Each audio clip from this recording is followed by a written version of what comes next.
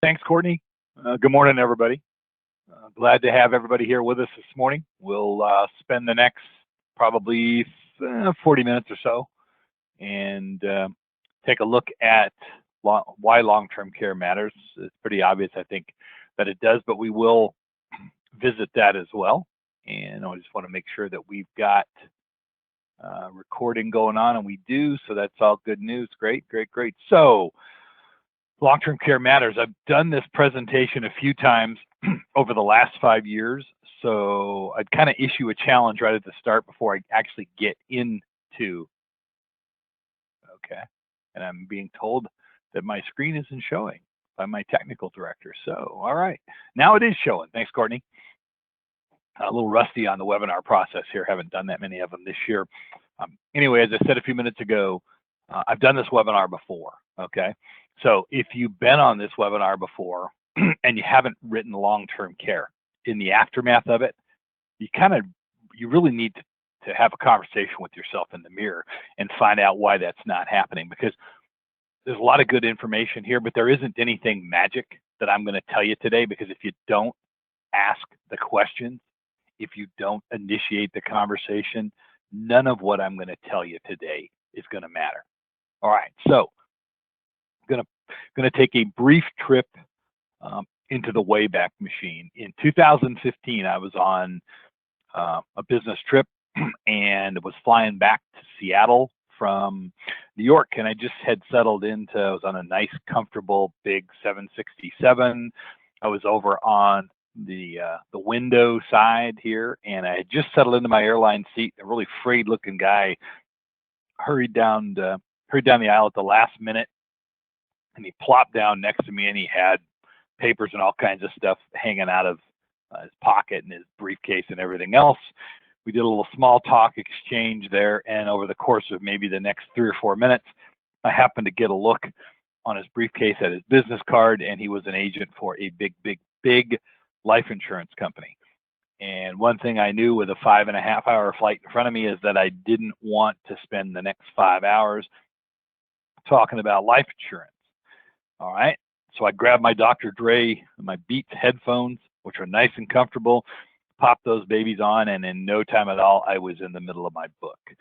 And I'm sharing that story with you for a reason, and in a few minutes, you'll understand why. So over the next few minutes this morning, we're going to talk about why long-term care matters, how it relates to the American dream, which you've heard me talk about before, okay?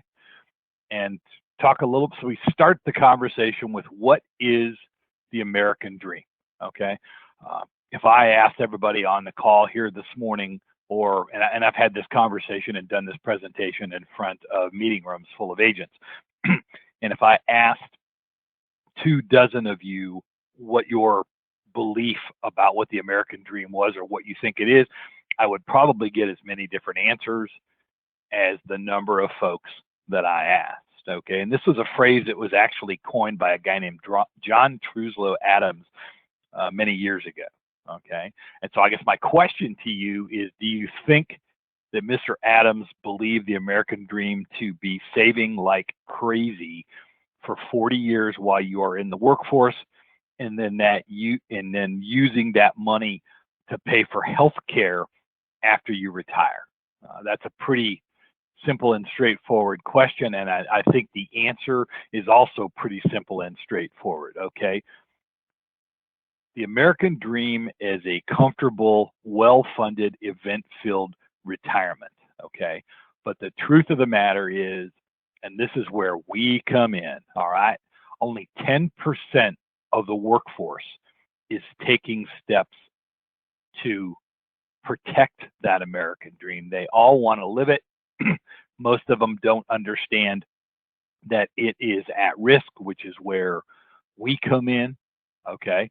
And so that there's a lot of exposure there, and we're going to talk about that exposure here in a minute. So out there, ask yourself a couple quick questions. Do you consider yourself an LTC specialist? And if not, what do you do? Are you a CPA or a financial advisor? Are you a property casualty agent who crosses over? And the reason I'm asking is that we found in looking at our webinar attendance that we get a pretty diverse group of people. And the nature of brokerage, which is what we do, is that we don't have 30 people on a webinar who all do the same thing, okay? Your profile is different, and the customers that you work with have profiles that are different. But the good thing is that something about our invitation piqued your interest, and you're here today hoping to learn something new. And I'm hoping to show you some things that are new. And along the way, hoping to set the record straight. I found this publication that I had printed out some information on from a while back. But some of what we're doing today is setting the record straight about long-term care. You know, that a government program is not going to take care of them, that it can be self-funded. Okay, a lot of crazy ideas floating around that's only needed by seriously old people in the retirement cycle, don't need separate protection because existing health insurance is going to take care of them, that it only pays for nursing home. These are all the different kinds of crazy ideas that people have out there. And maybe the craziest is that a married couple doesn't need LTC because they've got each other to protect each other. Okay, so there's a lot of really bad information out there, a lot of really bad thought processes. And yeah, it is what it is. So what I'm going to try to do in the course of the next few minutes is talk to all of you in your different constituencies and your different groupings that you're in. One of the truths that we're going to talk about is that the way people perceive problems is different depending on which one of the different categories that you're in. And as we approach this with that in mind, we want you to be in a situation that if you feel like this is something you already know, then listen for the little parts that maybe you hadn't considered, okay? And we'll lump that all together. So going to be a bit of a drill sergeant, a bit of a coach, a little bit of a teacher, and maybe something of a spiritual advisor, all right? So a couple questions to ask yourself. Number one, how many of you sold long-term care in 2021? And if you're in Washington, put an asterisk by that for reasons that you understand and that we'll touch on a little bit later. Second question, how many of you sold long-term care in the last month? All right. And the third question, how many of you used to sell long-term care and have gravitated to other markets? So hang on for a second. I got somebody running a hand up here and trying to make sure that, well, I don't see it. It keeps coming up and then it keeps disappearing. So I'm going to quit worrying about that. Get us back to showing the screen again. All right. So anyway, how many of you used to sell long-term care and you gravitated away? All right. So within the group of folks that are on this market, we've got people who are in the LTC market as self, they're acknowledging that on their own, or they're self responding. People that used to be in the market, maybe some people that want to be in the market, and regardless of which one of those groups, you joined us for a reason. We're glad that you're here, and we're going to talk about some things and give you some ideas to help you move forward. So this is where we are now, okay? And this is about why long-term care matters more now than it did before. For those of you that are actively in long-term care, and for those of you that have left, I'm not going to spend a lot of time hashing over negativity. I'm not going to tell you that all the problems have been addressed, because there are still some things out there that have to be maneuvered around. The truth is we've narrowed things down quite a bit, and we've got some ideas about how to deal with some of these different things.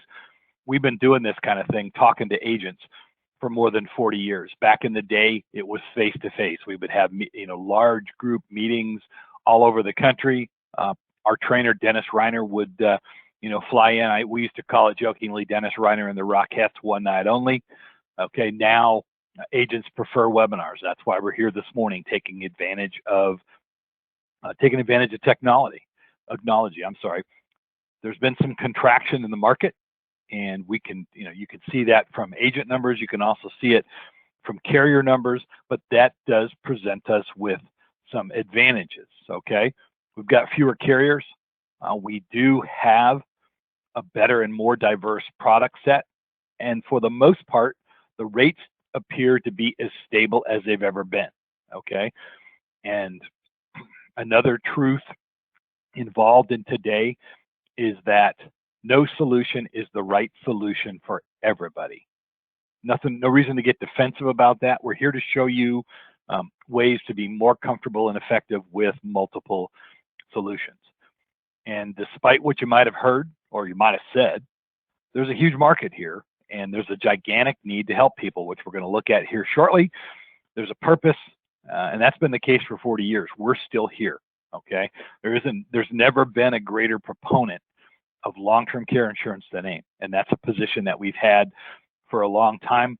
But the reality is adaptation is required. And the reason that adaptation is required is because it's going to take a different skill set and a different product set to be able to work with people to help protect the American dream. All right. Along the way, we hope to be able to show you how to work smarter and improve your odds being successful. We're probably still not going to get a lot of 70-year-olds approved. That's a market factor that we're not going to change. Some maybe, but not as many as you'd like. And the reason I mention that is that we are at a time now when talking to 45 and 50-year-olds makes more sense. It's going to give you the better opportunities, but that decision is up to you. Should be pretty obvious to everybody on the call here that you're going to improve your issue rate if you make that adaptation. So if you're coming back to long-term care and you're doing it with an open mind and willing to try a different way to sell to different prospects, everybody's going to benefit. Okay, your clients are on average they're going to spend about $2,600 a piece. That hasn't changed. There's going to be a little bit less coverage for that money. Also, not a change. But again, if you're working smarter about it, okay, not only are you going to be able to thrive, but you're going to be able to be successful within those parameters. Okay, and I told you before that if you don't pay attention to this, people that you know, okay, are going to get hurt. All right, and I know this personally, and I've had this in this conversation before. But one of my closest friends 5 years ago had a stroke at the age of 63, and ended up pretty much financially devastated. We were just actually, he and I were together this weekend. He's a big college football fan, as am I. And so we watched some ball games and had some chicken wings and things like that. I had counseled he and his wife on multiple occasions about the benefit of long-term care. And this was back when they were both healthy. I don't normally sell. I do have a license, but I've worked solely as a wholesaler. And I wonder every time that I see him that if I had been perhaps a little bit more persuasive or successful in having that conversation, that the financial reality that they now face, which I'll tell you about in a second, wouldn't be there in front of them. Okay. He had to medically retire from his job. He is what you would define as partially disabled. He's got no use of his left arm, needs a cane to really do any sort of moving around, but he can walk around. Okay, so besides medically retiring from his job, had to crack open 401k to pay for care. They elected to use some of that to pay off their house, and now they basically survive on some pension money from a long ago job, some Social Security, and a little bit of a leftover inheritance. All right, so I can't fix that now. But there are things that we as an industry and we as individuals going forward can fix, and that's what we're going to talk about. Okay, the cost of long-term care is the number one threat to retirement planning, the number one threat to the American dream for middle America, and that is us. Okay, just by sheer numbers, the gravity of that situation is bigger now today than it's been before, and that's with this uptick in the market and 401k plans and things like that doing better than they have before. They're still not protected. Okay, so as you look at this, think about these different numbers. Okay, there's about $7 gazillion that it's actually $7 trillion, and that's what is in retirement plans in this country. And as I told you before, you got 101 million people approximately who are in the workplace that haven't taken steps to protect that money. That is a lot of money to try to protect. Okay, we rarely have a conversation with agents where they don't tell us that they need leads and they don't tell us that they need people to talk to. Well, if you need people to talk to, take a chunk of 101 million and start having that conversation, and I think you'll be surprised where you will end up. And it's worth noting that that 7 trillion is built on an average, probably a little bit higher now, but an average 401k account balance of just about $100,000. Okay, so and with this market, okay, it's not shrinking, it's stalling, and we got to ask ourselves as a marketplace, why did this stalling occur? Probably several reasons, and a couple of them center around some of these ideas, and a couple of them have to deal with other things. All right, and again, 101 million people. So, did our industry let America down? I hear from agents all the time that clients don't want to talk about long-term care, but the truth is that Americans are used to difficult financial conversations. They do it all the time. It's a difficult conversation, and you have to bare your soul, or at least you used to have to bare your soul, for funding for a house. Okay, so this is not something that people are really that afraid of. So why did we stop having this conversation? The problem hasn't gone away, it's simply gotten bigger. And this new type of prospect that I've alluded to, they don't want you to, it's not going to require you to spend a ton of money to help them out. All right, all you got to do is start the conversation. The rest of it's fairly easy to deal with, and that means that you picked a good time to come back. Okay, you can do this. There's lots of people out there to talk to, as we talked about, but you're going to have to develop something of a new skill set and a different conversation to thrive in this marketplace. All right, we talked about being in brokerage, and the 90-10 rule applies to brokerage just like it does to the people that are in the workplace and who don't have long-term care. All right, and the simple truth of the brokerage 90-10 rule is when we get finished today, some of you are going to go on forward and have an impact on this problem. Others are going to go and do what they do and ignore what we talked about here today. But we're convinced that if you really care about helping people and doing this right, you're going to be willing to make a commitment to change. And if so, if you do that, it's going to have an impact. It'll have an impact for you and your business. It'll have an impact for these clients. Change, productive change requires that you step out of a comfort zone and get moving. And I'm not telling you it's going to be easy, but I am telling you that there is an opportunity. People need the help. You better absolutely believe they need the help, okay? And it puts us in a position where we talk about a new sales concept, which is risk management, all right? So now, at the beginning of the conversation, I talked about diving into my headset, being seated next to the New York Life agent, okay? So now, do you think that's how some people that you want to talk to or that you may not know very well feel when you engage or start a conversation with them, okay? So you're easing into this conversation now, and you tell these people that you specialize in risk management, because that's what you do, okay? Insurance is just a plug-and-play solution for risk management, and you tell them that as you've worked with more and more people, you become alarmed at how many of them are unaware of this exposure to their retirement plan, all right? Now, it's been said many times, many ways, as they say later in the fall season, but long-term care is the biggest unsecured risk anybody in this conversation is going to face, whether they know it or not. All you want to do is sit down with them for about 20 minutes and make sure they understand what they're facing and how serious of a situation that is, okay? Based on what we know today, most married couples in their 40s or 50s are facing some part of a $500,000 unfunded exposure for care. That's enough to blow up that average 401k balance that we talked about 4 or 5 times, okay? These people that we're talking about here, okay, they are faced with a real problem. It's coming straight at them, whether they know about it or not. They're going to be financially devastated by the possibility of paying 100 cents on the dollar if something goes wrong, when you can give them a solution that allows them to address it for much less than that. So Why are they not buying? Okay, there's a couple different reasons. One of them is that there aren't any guarantees. And it seems as though America has gotten more and more used to guarantees. In addition, they've got significant indigestion surrounding this idea of use it or lose it. Okay? That's just the truth. So, all right.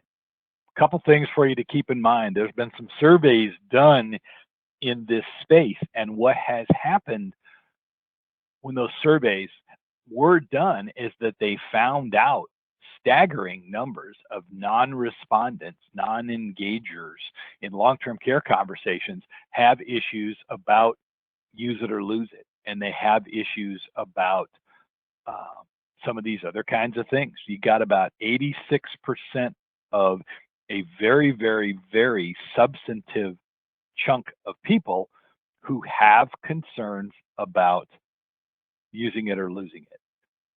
At the same time, 67% of these people have issues about the fact that what they see is as a substantial expense, a substantial investment, okay, doesn't have any guarantees on pricing. So you got a situation where rate increases come into play for them. Get back over here. So significant feedback from non-buyers. This is relatively new. It's a little bit older than a year, but it's valid, okay, and it's new. Well, they want guaranteed pricing. Well, guess what? We have that now, all right? We have the ability to do that when you get to folks whose risk tolerance is different than what it is that we're used to, okay? So now, part of what you're doing when you're having these conversations is listening for what people tell you. And when they talk about Uncle Louie and a Unum policy that he had and a bunch of rate increases that occurred, that, you know, that gives you very, very valid, viable information that you can use. Did they mention that they knew someone who had a long-term care policy, you know, through work, whatever, and that they paid for it for a number of years and then they passed away as a result of a car accident and they didn't use it? Okay, again, very, very valid information. And at that point, you may want to be a little bit more direct. Does anybody in your family ever needed care? You ask them. How was that handled? Okay. Do they know any? If the answers there are no, do they know anyone who owns long-term care? All right. And you ask yourself, okay, why does this matter? Well, the survey that I mentioned before tells you with these answers on these questions that a traditional solution may not be the way to go, but that's okay. We've got a new series of solutions and more people have gravitated to that. And that's a great situation to be in a market that a lot of people make a case is stagnating or going backwards, okay? You got a new solution for an old continuing problem, okay? And some of you are going to find out or feel as though this is a better solution. It's guaranteed. The premiums are guaranteed. The fact that they're going to get some kind of benefits is guaranteed. The whole shooting match, okay? So why do we need this? Because not everybody who wants to buy in 2021 is going to buy what we were selling in 2015. We don't have 20 carriers and a single type of product. We've got multiple carriers and multiple products. And like I said a few minutes ago, no one solution is going to be the right solution for everybody, okay? So it comes down to the ability to do this, which is to solve this problem for pennies on the dollar. Back when agents used to do face-to-face appointments, I would coach them to go get a nice crisp $1 bill, and it's going to make sense in a second, and a penny, and have it in an envelope. And when they would sit down with Bob and Carol, and that's our clients going forward, they would take that penny and put it on the left, and they would take that nice crisp dollar bill and put it on the right. And then they would go ahead and engage in the beginning parts of this conversation. And the idea with that is to get them, what's going to happen, because this is human nature, is having those two prompts right there sitting there is going to drive people crazy, especially because you're not telling them what it's about, and you're going back to the risk management piece that I mentioned before. All right, and you're talking to them about that, and you know going in what the cost of care is roughly in their area, and where you're ending up with in terms of offering to help them is that you can put that program together for them for about a penny on the dollar. Okay, and that means that the insurance company is on the hook for 99 cents of that care amount when the time comes. Okay, if you don't do that, if you don't follow through on that, what they get is this, which is a fractured dollar that is not anywhere near as effective in taking care of this situation. Our client, Bob Davis, works for Amalgamated Engineering. And in our scenario, he's been there for 30 years and he has a stroke at the age of 57. Okay. No long-term care plan in place. Prognosis is good. They expect that with rehab and such, he'll be able to recover enough to come back to work in about a year. All right. And Bob was a little bit lucky in that he had about $130,000 in his retirement plan. He started a little bit earlier and he was a little more detailed and diligent about funding that. But the truth is that's his only source of liquidity. So when he had to start paying caregivers, he had no choice but to crack that thing open. Okay. And what most people don't understand about that process is that when you crack it open, the first thing you got to do is pay taxes. And that, for purposes of our example, that cost him about 40 grand. All right. And so regardless of how the rest of this plays out, there's two stories in this. There's two views in this, and both of them are tied to that failure to plan. First of all, Bob and his family lost about $38,000. Okay. And that's the better part of 1 year's living expenses for most folks in a retirement scenario. And that went to mandatory and taxes and penalties. Several years worth of stuff and money in that retirement account were gone in the blink of an eye. Okay. The second piece, and this is what I'm talking about right here, is that the failure to plan took away this penny on the dollar situation and really reversed it to where it's now 100 cents on the dollar. All right. He could have used his personal funds for a very, very small piece of those expenditures. All right. And just so that you know, based on today's numbers, at age 57, he could have purchased a plan with a $6,000 monthly benefit and a pool of 225 grand for about $1,800 a year. That's $165 a month. That's quite a bit less than a penny on the dollar, as you can see. And it goes without saying that if he'd made that purchase at an even younger age, those premiums would have been lower than what he was paying, what we were talking about. Okay. And in our scenario, Bob was able to return to work after about 16 months.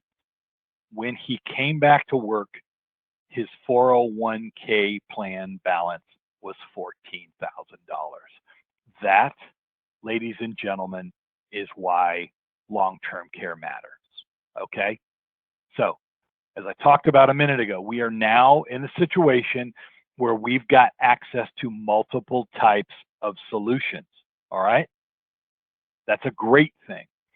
And these newer solutions specifically addressed the concerns that I pointed out a couple minutes ago with the stats and such, the reasons why large numbers of consumers had not made the decision to purchase before. Guarantees, guarantees, guarantees. And in real estate, they always talk about its location, location, location. Well, now in long-term care, as we try to cut through this gigantic base of people that need help, 101 million of them, okay, it comes down to guarantees, guarantees, guarantees. Having that available will enable you to solve more problems for more people than you were able to before. It all starts with one simple question. And I assure you that if you ask this question, you are going to engage them in a conversation, and then it's just a matter of you being able to transition that to an appointment, because no one else is asking this question. Can you talk to them? Can you sit down and talk to Bob and Carol Thursday night at 7 o'clock for about 15 or so minutes and talk to them about protecting their retirement plan? And then you stop and listen to what they say. Okay. Again, no one else is asking them this question. Some people may tell them, look, I want to come talk to you about long-term care. That's not what you're doing. You're trying to get them to engage. Long-term care insurance is a plug-and-play solution when you're trying to protect the retirement plan. Okay. So now I'm going to touch on this for just a minute. I'm sure a lot of you out there are from the state of Washington and you just went through what's going on. If you're not from Washington, I would strongly encourage you to grab your chin strap with both hands and buckle it up, because it's coming to your city. Okay. Legislatures in a variety of states, we believe now there are about 8 that are in some phase of the legislative process, have realized that by levying a payroll tax, they are able to collect money that will essentially fund Medicaid. They'll give you a lot of other flowery, frankly, bullshit statements about what it's going to do. But when push comes to shove, it's going to fund some part or segment of Medicare. We just went through it in Washington. Staggering numbers. Every single carrier in the traditional market and in the worksite market and in the hybrid market, they all got out of the business because they all got more business than they felt comfortable with for a variety of different reasons. We're hearing that Michigan and Illinois, potentially New York, which is a little surprising, in California, those are kind of crazy environments. But again, Michigan, Illinois, Oregon, we are hearing consistently are in the mix. They are on target for those. And you want to be prepared from several different perspectives to deal with that. Okay, the number one perspective is you're going to need carrier appointments with more than just traditional long-term care. You're going to need hybrid products like the Life product from Mutual of Omaha, and like the One America asset care portfolio, and the Securian Secure Care products. You're going to need annuity products like the product from Gillico and Lincoln. You're going to want to pick up more long-term care appointments than you ever thought you were going to need, simply because you're going to have to be diverse. Everyone's going to have to be diverse to keep the market viable in these different states as we get more into it. Okay, so takeaways from today: getting prepared to do this regardless of what state you're in. Talk to the marketing team here, Nick, Anthony, Don, myself. Give us a call. Okay, we can help you get prepped for your next long-term care conversation, and more importantly, we can help you start the process to get licensed with all these options, so you're prepared no matter where the conversation takes you. Okay, that's number one. Number two, stay current on your continuing education and your E&O. Nothing derails long-term care momentum like finding out, oops, I forgot that my CE expired in August. And so now I'm marooned without the ability to move forward until I get that taken care of. And that first application that I did isn't valid now because I wasn't, current on that particular piece. Sounds like a small thing until you're trying to deal, and you're in our situation and you're trying to deal with 50 agents who are all dealing with that situation simultaneously. And the other part here that is unsaid in all of this, and we do have that webinar coming up next week about what really getting into the granular elements about what happened in Washington. And I most strongly encourage all of you to attend and get an understanding of just exactly what you're going to deal with. The one part that gets glossed over is that the licensing departments for all these companies, Thrivent, NGL, Omaha, both life and long-term care, One America, all of them, Gillico, were swamped. They were absolutely overrun by the need for licensing there and the need for their services. So we are coaching in the most strident but friendly way possible. We are coaching you to get yourself appointed with these carriers now so that you're ready to go, and start your conversations with your clients now so that you're ready to go and you're able to work in a much more relaxed market than what we are told will be going on most likely in 2023, which seems like a long ways away, but it really isn't. Because believe me, in Washington, when we were in the middle of 2020, the summer of 21 seemed like it was a long ways away, and it wasn't. So, all right, that is the end of my presentation. I'm going to go ahead and I'm going to unmute folks. Ask, as always, that if you don't have a question, and I know most of you have muted yourselves, but if you don't have a question, to keep yourself muted. If you do, go ahead and weigh in.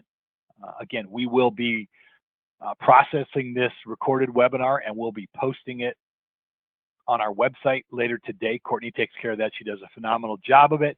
So we'll have it available for you as they cycle back around. We're not going to be distributing the slides out to people, and there's no validity to having the details on this slideshow. This is a concept webinar. So any questions on any part of what we're doing? Again, next Wednesday at 9 o'clock, Dave Wayne and I are going to be taking everybody who joins us through at a very granular level everything that occurred in the state of Washington this summer. And there was a lot that happened. So, all right, one more pass through for questions. Nobody holding hands up, nobody unmuting and jumping in. So hopefully this has been helpful for you. The marketing team will be following up with everybody on the call later today.